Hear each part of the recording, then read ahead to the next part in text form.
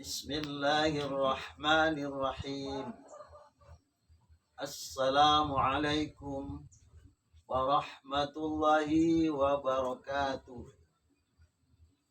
Alhamdulillah wassalatu wassalamu ala Rasulillah wa ala alihi wa ashabihi wa mawala, amma ba'du.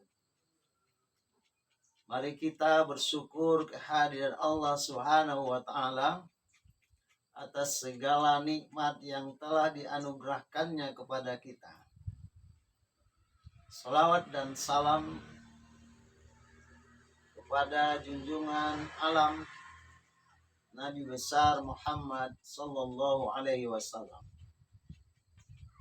Kaum muslimin dan muslimat yang dirahmati oleh Allah Subhanahu wa taala. Adapun materi kita pada hari ini adalah siapakah pilihan umat Islam untuk calon presiden dan wakil presiden. Kita sudah melihat bagaimana yang disampaikan oleh ketiga calon, gagasan, visi misi mereka masing-masing. Di sini perlu kita menanggapi sebagai seorang muslim dan sebagai seorang warga negara Republik Indonesia. Siapakah yang seharusnya, sebaiknya kita jatuhkan pilihan itu agar negara kita ke depannya lebih baik dari hari ini? Maka kita harus melihat bagaimana arahan dari Rasulullah untuk menjatuhkan pilihan terhadap seorang calon pemimpin. Kalau Rasulullah mau mengangkat seorang menjadi pejabat, menjadi pemimpin, dia memperhatikan yang pertama bagaimana kualitas ibadah sholatnya. Perhatikan terus. Apakah dia melaksanakan, mengerjakan sholat itu karena sesuatu apa? Apakah benar-benar lillahi ta'ala atau karena dia ada sesuatu yang sembunyikan, ada gejala-gejala bukan karena Allah.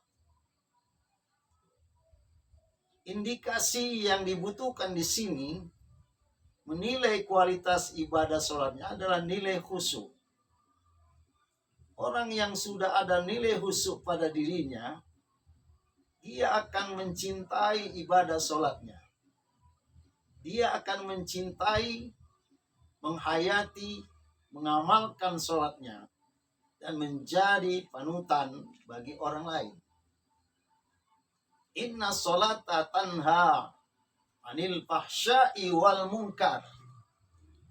Sesungguhnya sholat yang didirikan dengan baik dan benar akan mampu mencegah dirinya dari perbuatan keji dan mungkar.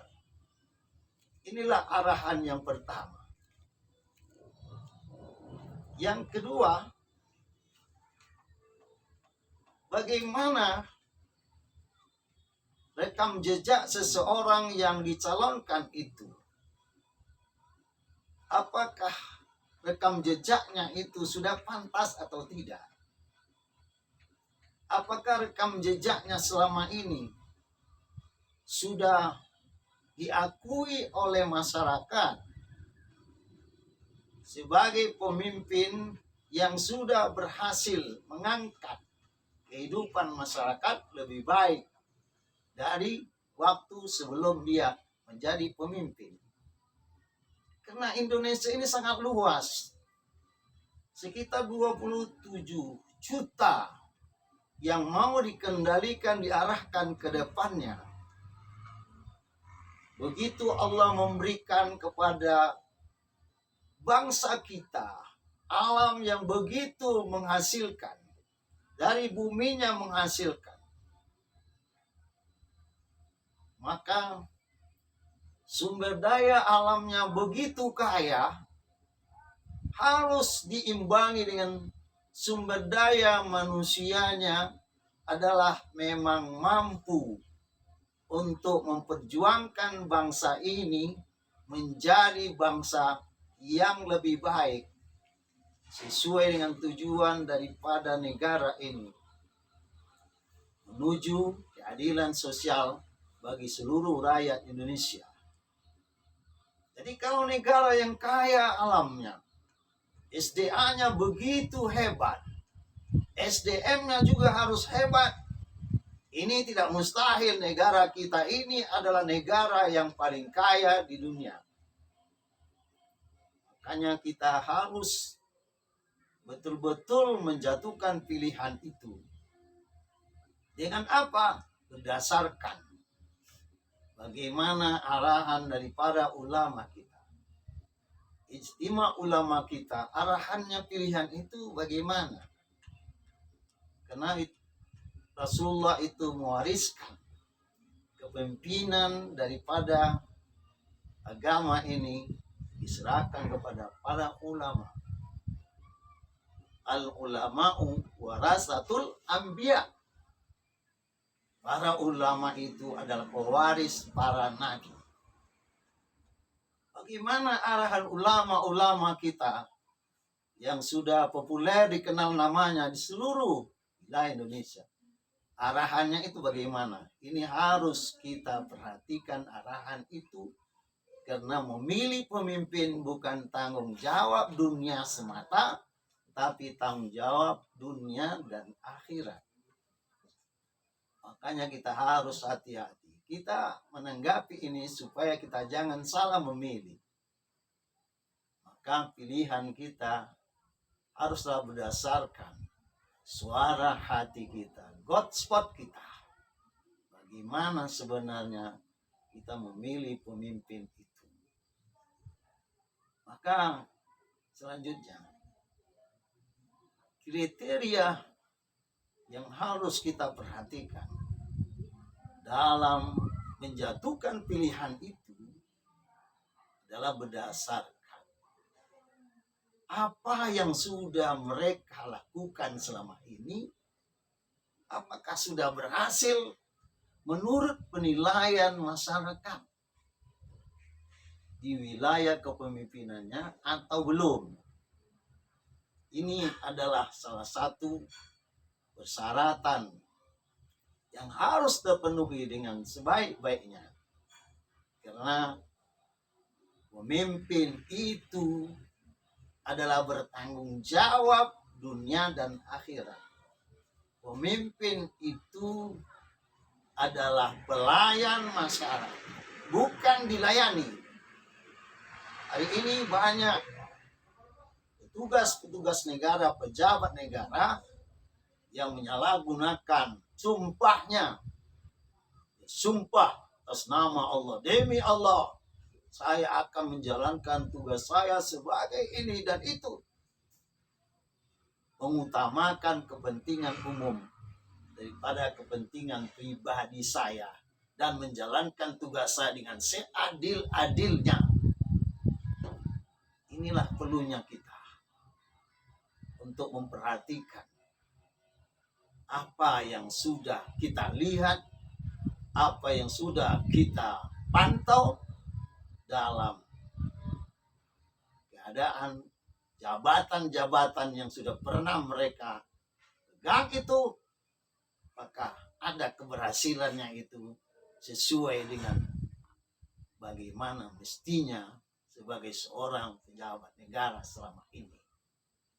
Tentu skopnya itu harus skop nasional, itu minimal. Karena ini negara akan bertarung untuk pertarungan dunia. Karena kita ini harus banyak untuk memajukan berbagai sisi kehidupan. Sehingga tidak pantaslah negara ini, bangsa ini kaya raya, masih saja kita memperhatikan banyaknya kesulitan-kesulitan, angka-angka kemiskinan belum dapat dituntaskan. Terakhir, marilah kita menyiapkan diri kita, menyiapkan iman kita, menyiapkan harga diri kita. Kita tidak bisa dibayar dengan uang untuk menjatuhkan pilihan itu. Dan ini adalah hak asasi kita. Jangan sampai pemilihan umum yang akan datang, berbagai pihak haruslah jujur dan adil. Menghindarkan segala kecurangan-kecurangan yang mencoreng nama baik negara kita dan bangsa kita. Bangsa Indonesia ini adalah bangsa yang dikenal sebagai bangsa yang berjuang untuk memajukan seluruh warga negara Indonesia. Semoga pemimpin itu kita pilih yang terbaik dari yang baik. Makanya kita selalu mohon kepada Allah supaya ditunjuki diri kita, hati kita, pikiran kita, mindset kita untuk mengharapkan negara Republik Indonesia lebih baik ke depannya. Negara Republik Indonesia diharapkan mampu oleh para pemimpinnya menuju dan mencapai negara yang makmur, adil dan makmur. Semoga Allah Subhanahu wa Ta'ala memberikan petunjuknya kepada kita, memilih pemimpin yang terbaik, dan semoga Allah menjadikan negara kita ini menjadi negara baldatun thayyibatun rabbun ghafur, negara yang baik, negara yang makmur, yang dirahmati oleh Allah yang maha pengasih lagi maha penyayang. Wabillahi taufik wal hidayah. Wassalamualaikum warahmatullahi wabarakatuh.